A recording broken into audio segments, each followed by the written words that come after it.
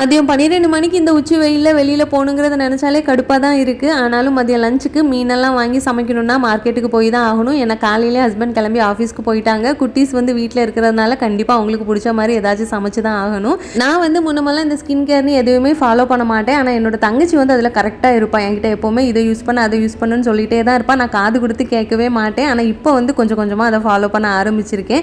அதோட ஃபஸ்ட்டு ஸ்டெப்பாக இப்போ எப்போ வெளியில் போனாலும் சரி சன்ஸ்க்ரீன் அப்ளை பண்ணாமல் போகிறதே கிடையாது. வீட்டு பக்கத்தில் இருக்க மார்க்கெட்டில் எனி டைம் மீன் இருந்துகிட்டே இருக்கும். அதுலேயும் இப்போ மாங்காய் சீசன் ஆரம்பித்ததுனால மார்க்கெட்டுக்கு வெளியில் மாங்காய் மாம்பழம்னு போட்டு வியாபாரம் பண்ண ஆரம்பிச்சிட்டாங்க. நான் ஒரு 2 கிலோ அளவில் மாங்காய் ஊறுகாய் போடுறதுக்கு வாங்கிட்டு வந்திருந்தேன். மீன் கடைக்கு போனாலே ஃபஸ்ட்டு வெலை மீன் இருக்கா பாறை மீன் இருக்கான்னு பார்ப்பேன். ரெண்டுமே இல்லைனா அடுத்தது ஆல்டர்னேட்டிவாக வாங்குறது இந்த சூரை மீனும் சாலை மீனும் தான். வாங்கிட்டு வந்த சூரை மீனில் கொஞ்சமாக குழம்பு வச்சுட்டு அப்புறம் 2 மீனையும் மிக்ஸ் பண்ணி மாங்காய் முருங்கைக்காய்லாம் போட்டு அவிச்சிட்டு மிச்சத்தை ஃப்ரை பண்ணிட்டேன். மார்க்கெட்டுக்கெலாம் போயிட்டு சமைச்சது கொஞ்சம் லேட் ஆகிட்டு மதியம் 2 மணிக்கு தான் லஞ்சே சாப்பிட்டோம். அவ்வளோதான். நாளைக்கு பார்க்கலாம்.